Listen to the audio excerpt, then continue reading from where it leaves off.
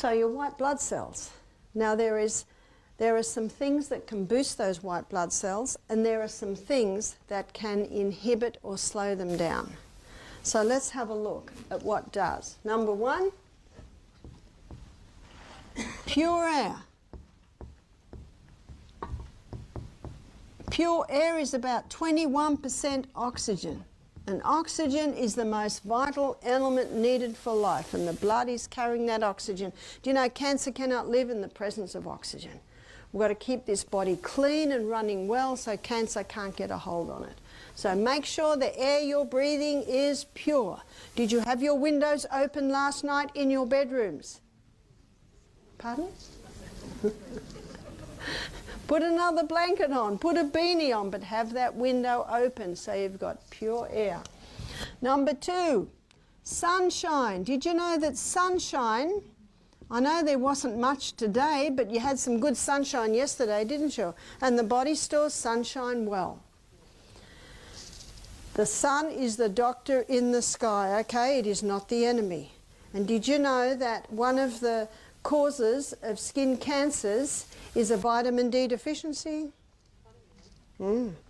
Your face only needs 15 minutes a day. Don't put any creams or potions on it. Just let the sun come on your skin. So if that sun comes out, run out into it and take as much off as you dare so that the sun's on. The sun is a healer. It'll boost your white blood cells. Number three, there are some things that will kill off the white blood cells. One is refined sugar.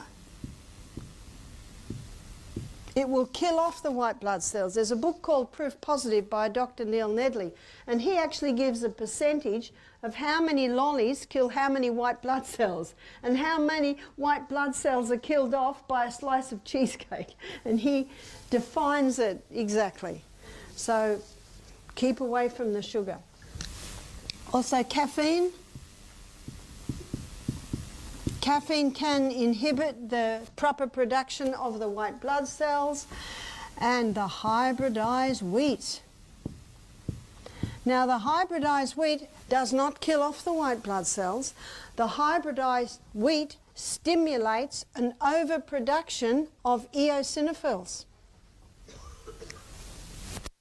So you can have a problem if you've got not enough white blood cells and you've got too many white blood cells. Now, if you've got a cold, you'll have a lot of white blood cells, and that is good because they're fighting a cold. But when you get a particular white blood cell like the eosinophil in large amounts, the eosinophils are the histamine carriers. And histamine, when it's in high amounts, does everyone know what you get? Allergies. And if someone has an allergy and they go to the doctor, what will he give them? Antihistamines.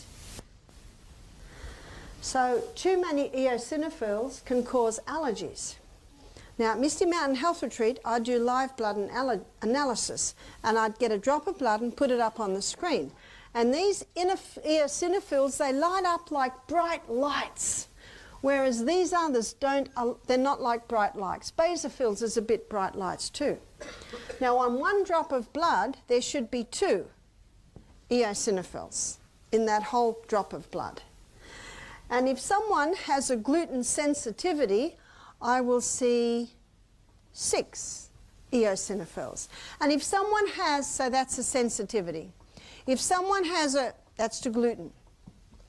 If someone has a gluten intolerance, I will see 8 to 10 eosinophils. That's an intolerance. And if someone has celiac, I will see 15 to 20, sometimes I've seen 23. That's celiac. One lady, I saw an intolerance in her blood because she had about 8 to 10 eosinophils. She said, oh no, I've had a test for celiac and I'm not celiac. I said, no, you're not celiac, but you're intolerant. The test will not show intolerance or sensitivity. And if someone is sensitive or intolerant and they keep eating the wheat, guess what they're going to get to? Is celiac. And if someone is celiac and they totally stop all wheat, they can bring themselves back to intolerance and even sensitivity. And they can get to the point where they can have a slice of bread maybe once a month and not get a reaction.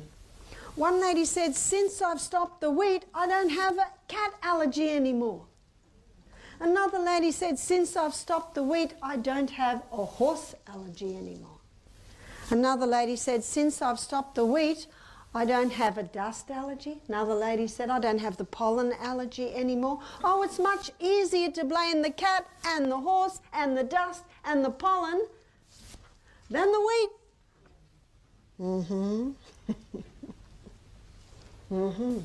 And you can see why. Because when we have an intolerance to it, it increases the eosinophils, which increases the histamine carriers, and there's your allergies. I'll just push the button. Stop the wheat, dairy, refined sugar. So those things must stop. So the dairy, there, as I said earlier, about 60% of Australians, it says, are intolerant to dairy. How can we boost the immune system?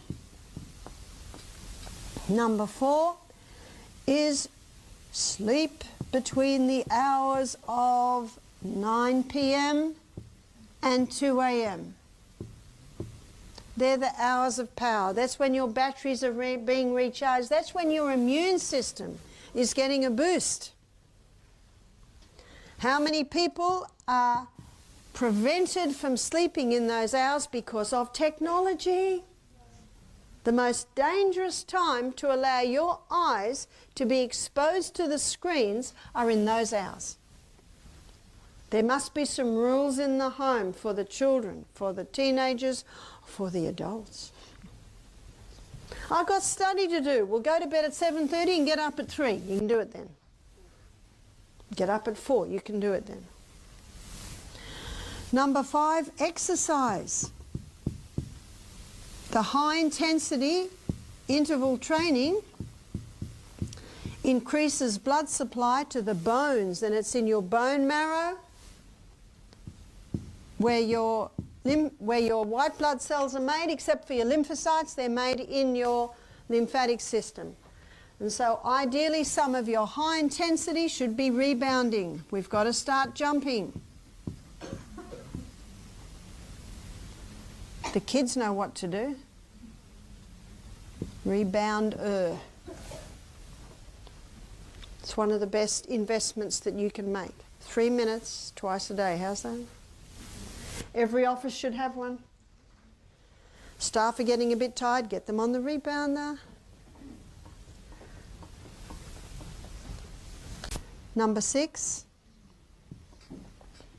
is proper diet. And we just covered the proper diet. High fibre. They're the 3 essentials, is fibre, protein and fats.